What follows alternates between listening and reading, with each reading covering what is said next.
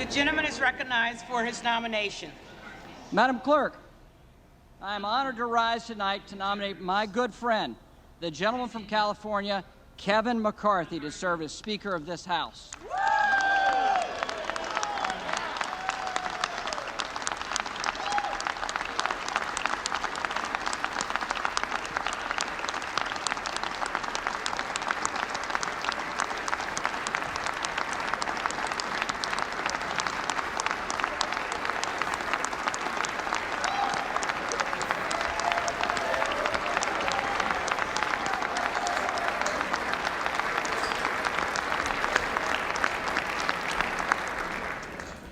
Madam Clerk, it's been a long week, and a lot of attention's been placed upon us here in the House.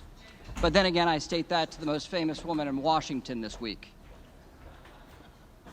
It was a better joke as written, actually, than delivered. But I want to start by thanking the men and women who make this House run. From the janitorial staff, to the parliamentarians, to the doorkeepers, to the Sergeant of Arms, to the Capitol Police officers, to the men and women that make this institution run, we thank you.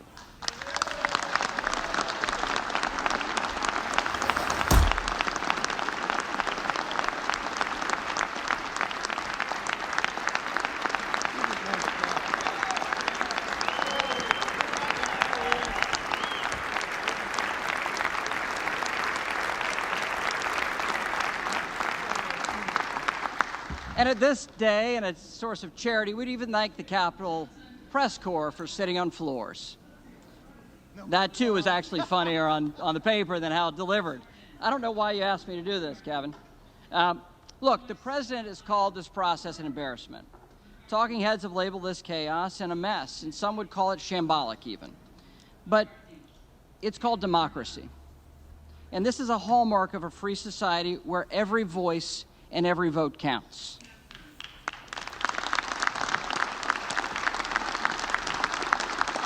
We know it's messy. We know it's messy. But open and transparent debate is what sets us apart from authoritarian regimes. In order to outcompete our adversaries, we must adhere to the principles that make our nation, this nation, our constitutional republic, great. And that starts with a free and open exchange of ideas.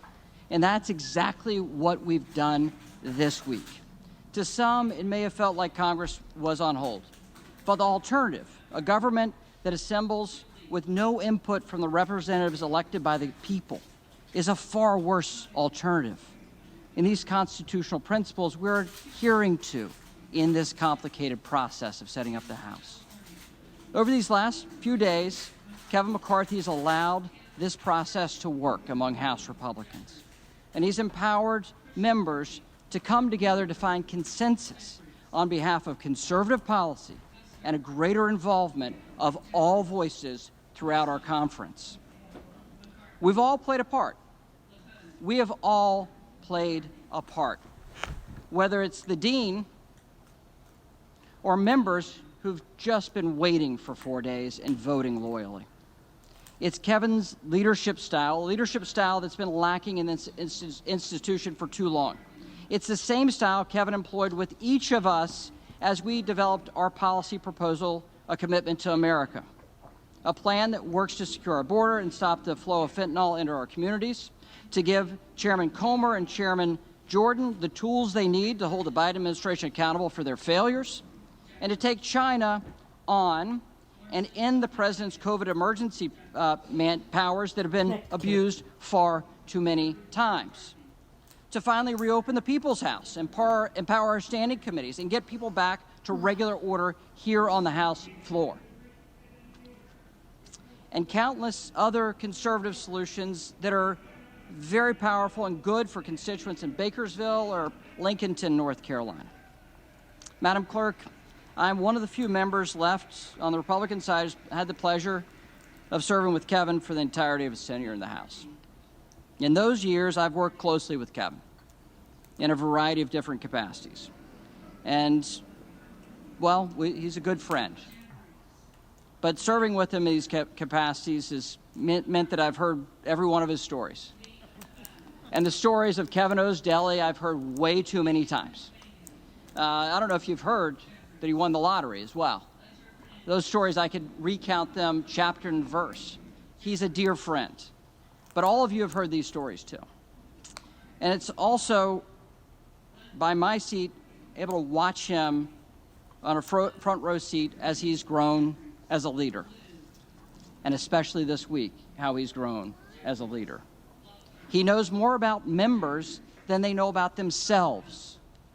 If your spouse is sick, he may send flowers or fruit before I did on that story. But he cares so much about members, not for politics, but because he cares about people. He's unflinchingly optimistic.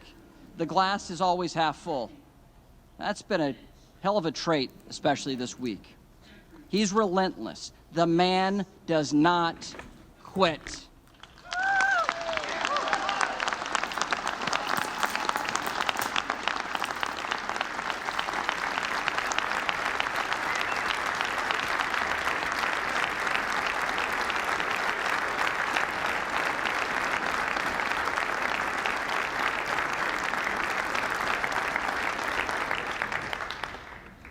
And it was Kevin that led Republicans back to the majority in this House. The only Republican institution in Washington this day. And Kevin has led us through these challenges the last few days. And Kevin is the right person to lead us over the coming 2 years. And that's why, at the direction of the Republican Conference, I advance the name of Kevin McCarthy as the next Speaker of the United States House of Representatives.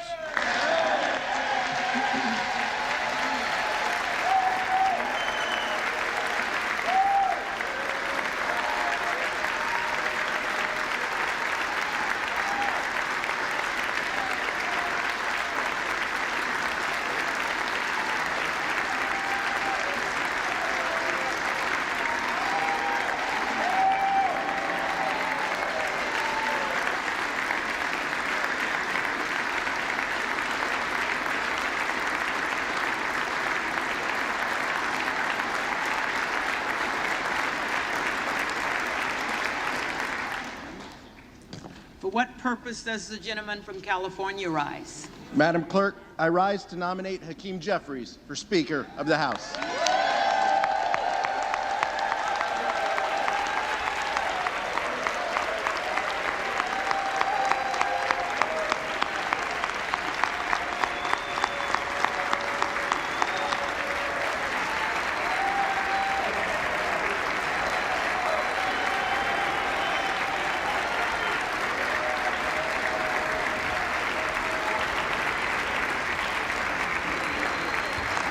The gentleman is recognized. House Democrats are united behind the son of a social worker and substance abuse counselor, a leader who is deeply involved in his community, and a tireless advocate for the least, the lost, and the left behind. He is a voice for the people. And Madam Clerk, this is the people's house.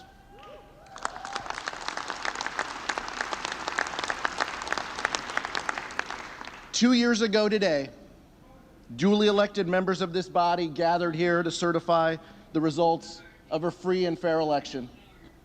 And in doing so, we participated in a tradition that makes our democracy a marvel and the envy of the world, a peaceful transfer of power. But this body is more than a ceremonial chamber, Madam Clerk. This is a workplace where hundreds of men and women endure long, difficult hours before they punch out and go home to their families. Where good people come to work each day and maybe steal a quiet moment to themselves to look up at the ceiling or to look at the paintings, the statue of Abraham Lincoln, and to thank God for the blessings of liberty. Because this place is so much more than a chamber or even a workplace. It is, in Lincoln's words, a sign we intend the union shall go on. And I'm not just talking about the members either, Madam Clerk. I'm talking about you and your staff, the custodial staff, the floor staff, the institutional staff, our congressional staff, the Sergeant at Arms, our beloved chaplain, and the Capitol Police. I'm talking about the people who make this House work, the people who Hakeem Jeffries will never take for granted.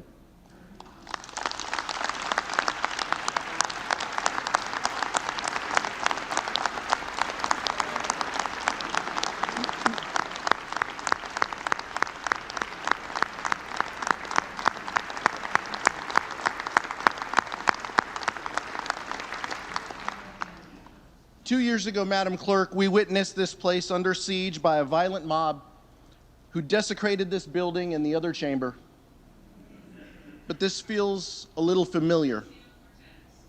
Today, we adjourned amidst utter confusion.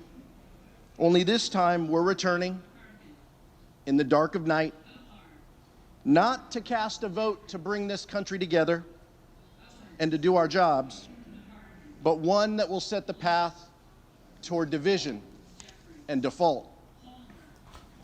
So if we are forced to be here this evening because of the chaos and crisis on the other side, it's only fair to point out, Madam Clerk, that the same individuals who fanned the flames of January 6th, who told their followers and their followers' followers that they needed to fight back, and who challenged the swearing in of members based on a bogus claim of fake electors, may well be in charge of the People's House if they can ever agree on who can lead them.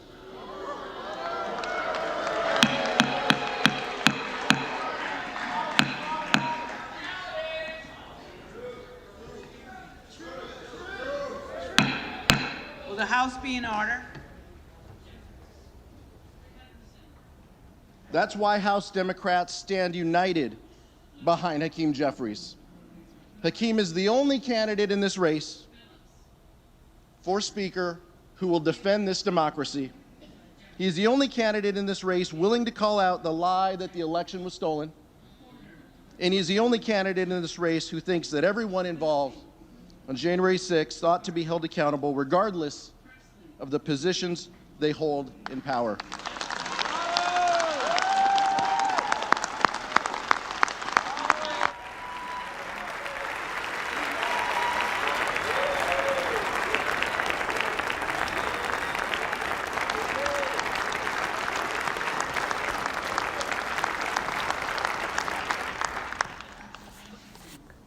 For justice and truth, and in memory of the lives lost on January 6th, I nominate Hakeem Jeffries for Speaker of the House.